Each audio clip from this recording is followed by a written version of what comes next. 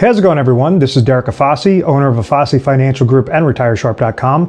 Today's topic, I want to discuss a continuation video of retirement for dummies. I recommend to look at the other video. I talked about how to maximize a contribution or how to make the most efficient contribution stage, mainly if you're in a wealth accumulation phase of your retirement planning.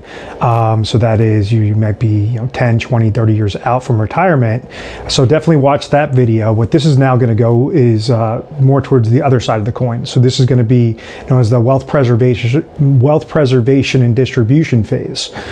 So this is where when somebody has their assets already accumulated, or they're about 10, 5, a couple years out from retirement, or they're even currently retired, what are some ways on how to make sure that they're staying retired forever? And this is something that I speak about on some of my videos, and I talk about the 3 things scenario.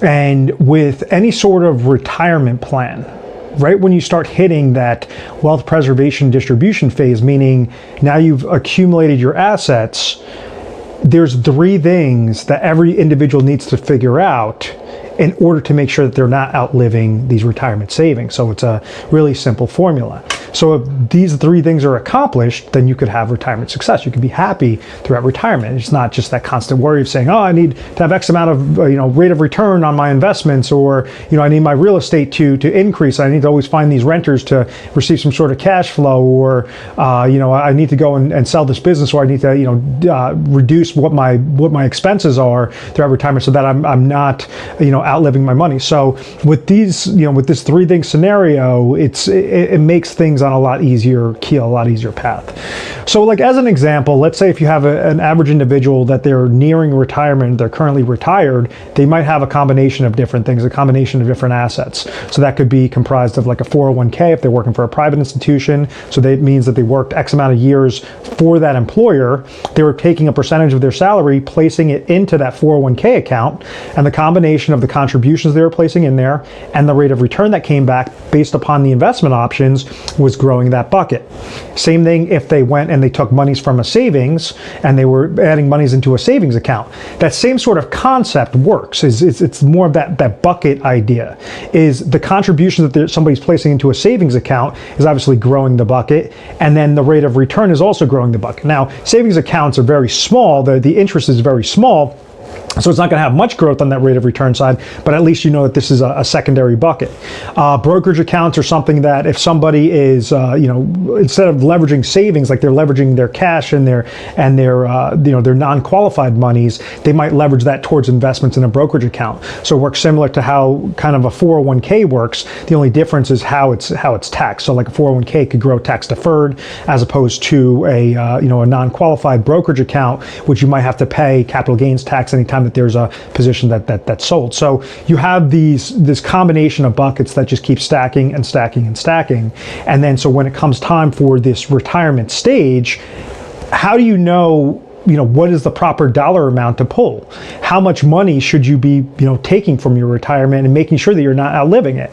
And this is where common mistakes are made, is because when someone's going with financial planning, when someone's going from the accumulation stage where they're trying to get a return on their monies, and now they're going towards that distribution phase, they're still in the mindset that I need to have a lot of risk and I need to have a lot of return in order to sustain my account.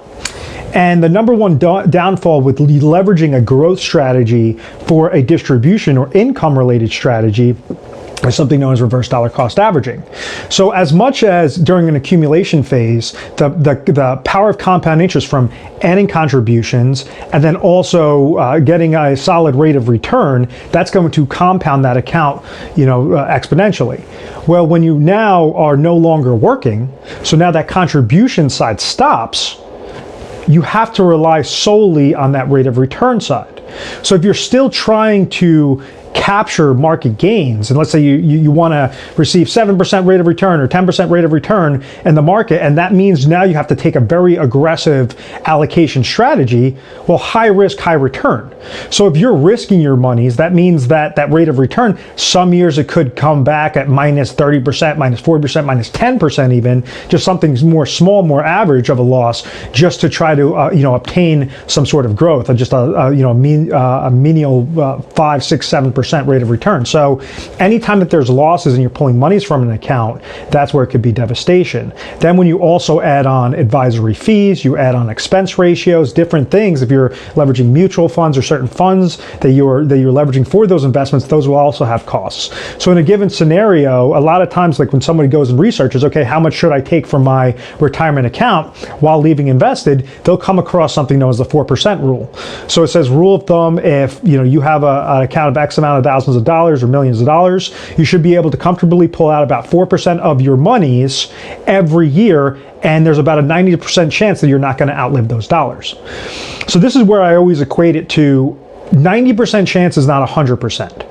If you were to get on an airplane and the pilot comes on you sit down, the pilot comes on a loudspeaker, say, okay, there's clear skies, everything looks good. There's a 90% chance of us getting to our destination successfully, and a 10% chance of us burning, us crashing and burning in the hills. Everyone's going to run for the doors and get the hell off that plane. That's the same way you have to look at retirement and retirement income and retirement distribution phase, because when you're no longer working, now you're cutting off that contribution.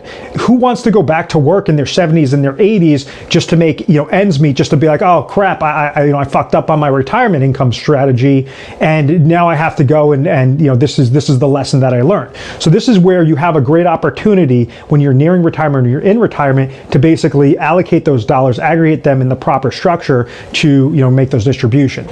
So like as an example, when somebody does it the wrong way, let's say they have $1 million of retirement assets, and they understand that their expenses are $80,000. Well, step one is income.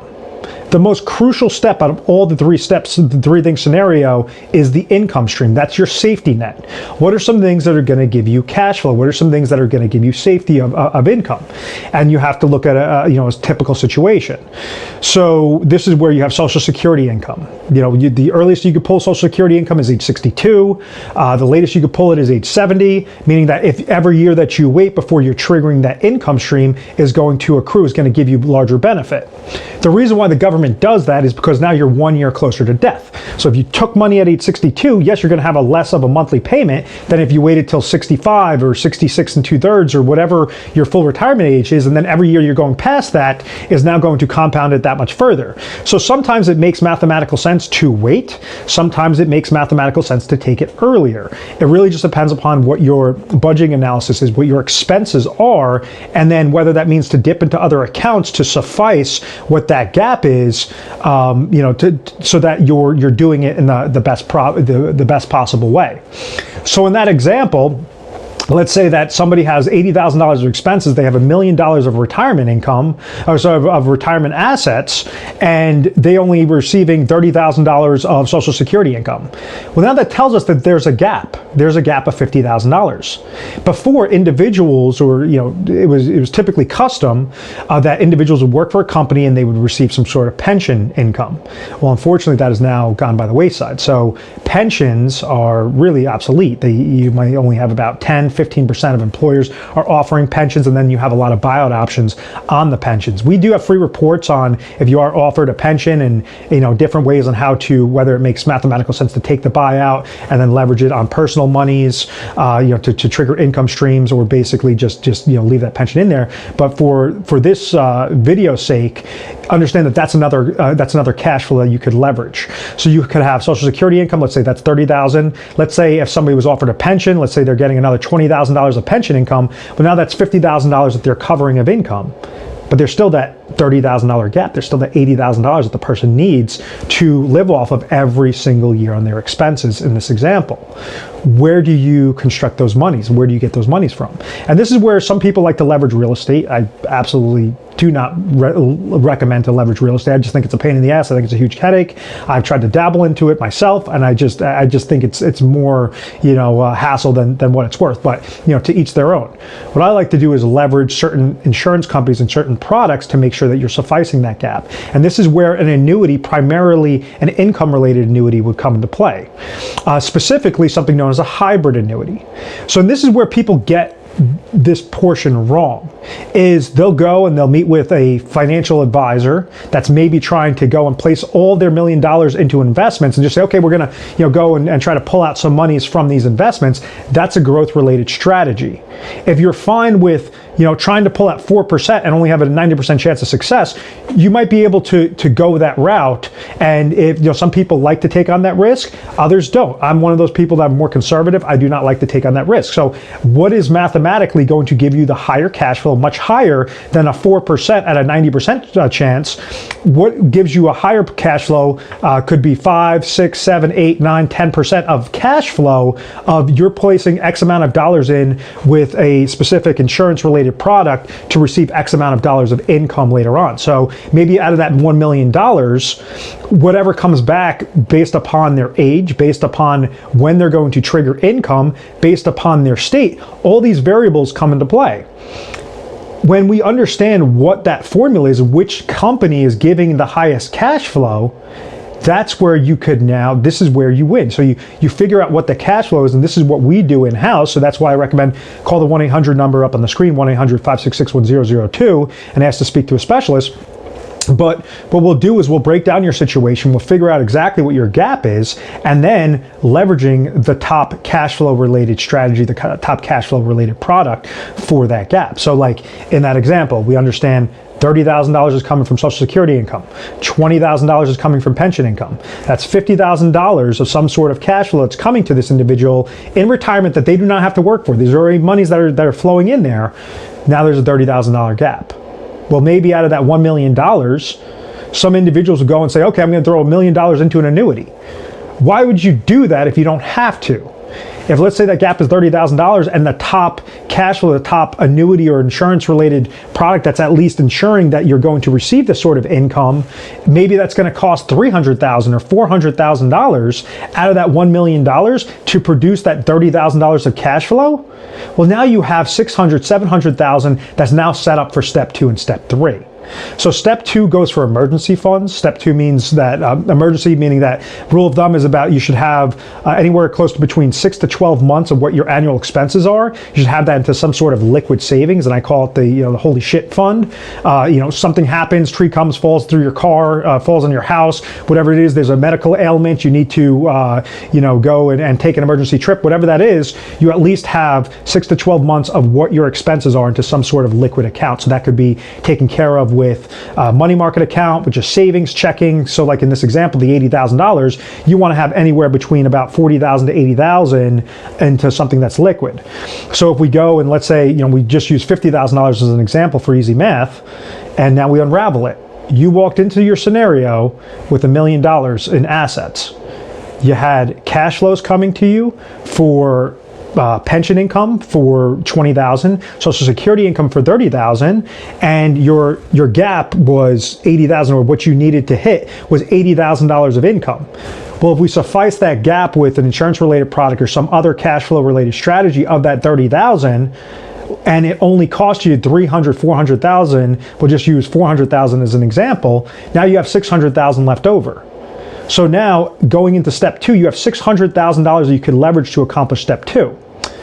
Out of that, maybe you take $50,000. You say, okay, out of these assets of $600,000 remaining, I'm going to use $50,000 leave that into a money market in my IRA, or a money market or a checking or savings account in there. So that's at least taking care of my emergency fund.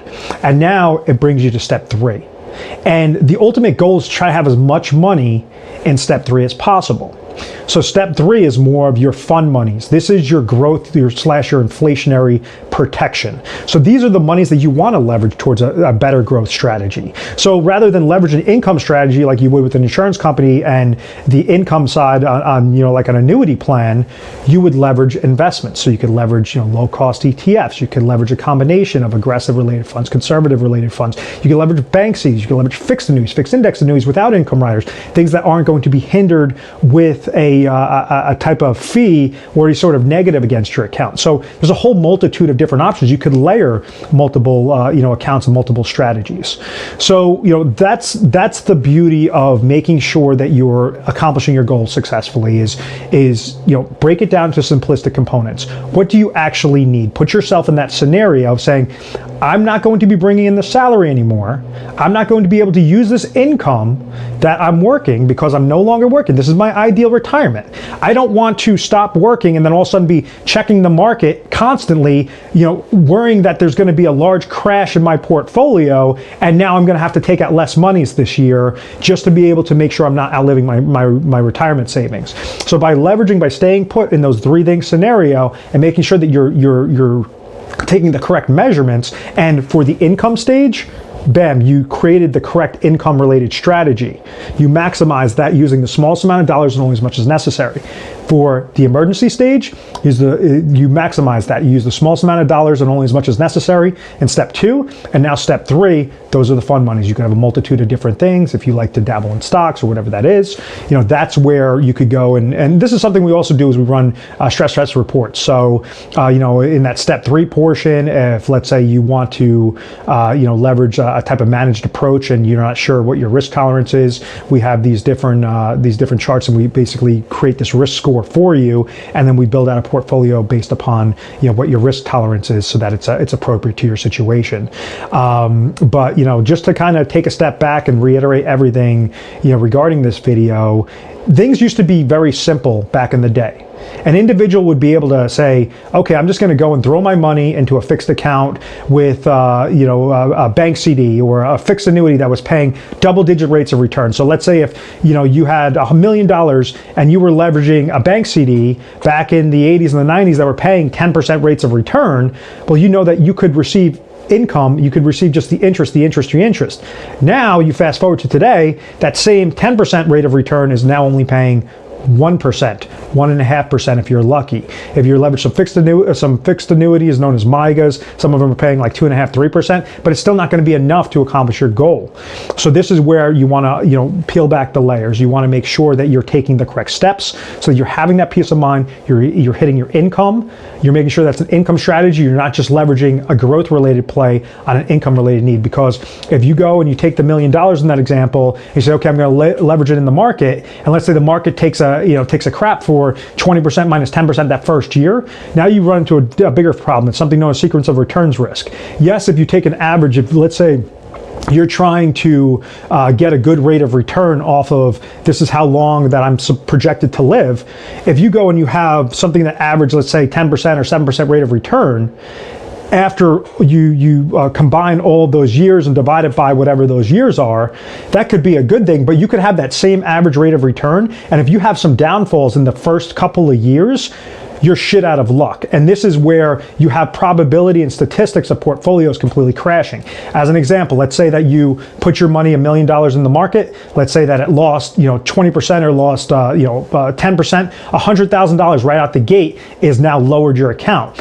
Now let's say you want to pull out another $50,000, $30,000 of income. That's now negating your portfolio even further. Now maybe you're paying another $10,000, $15,000, $20,000 in advisory fees and different mutual fund related expense ratios on there. Now that's another negative coming across it. So you could have walked into the year with $1 million, you only pulled out $30,000 of income, but now your account portfolio is sitting at $820,000. That's a lifestyle change. Now it's saying, okay, you're still taking $30,000, but now it's off of a smaller account balance. So now it's basically just has the compound effect to really negate these things. So this is why, rather than guess in your retirement, make sure that you're set up with the proper strategy. Make sure that you're taking the correct path so that you don't have that chance of failures. You're making sure that you're leveling these things. For the income side, we're using the proper income strategy. For the emergency side, we're using the proper emergency strategy. For the growth side, we're using the proper growth strategy. We're not trying to commingle all over the place. And the biggest mistake that's made whenever you're leveraging the income strategy is people throw too much money in that income phase, and they'll throw too much money with a shitty insurance company and a bad annuity product, as opposed to just doing a little bit of research or dealing with a specialist that knows how to calculate these things and basically deal with the cash flow. So, that's something that obviously we do in-house. I recommend if you found value in this video to give us a call, give our 1-800 number a call. It's 1-800-566-1002, or you go to our website, retiresharp.com, and you can set up an actual calendar appointment to set up a phone call for a time that's most convenient for you, and you could type in, what's most appropriate for your situation so we could, line up the correct specialist. Once again, you might be speaking with myself, you might be speaking with some of my other advisors. advisors. It really just depends upon your area and depends upon your situation. So, once again, thank you very much for watching this video. Derek Afasi, always a pleasure. Make sure to subscribe to our YouTube channel, Retire Sharp, so you get have access to the most updated videos. Thanks so much.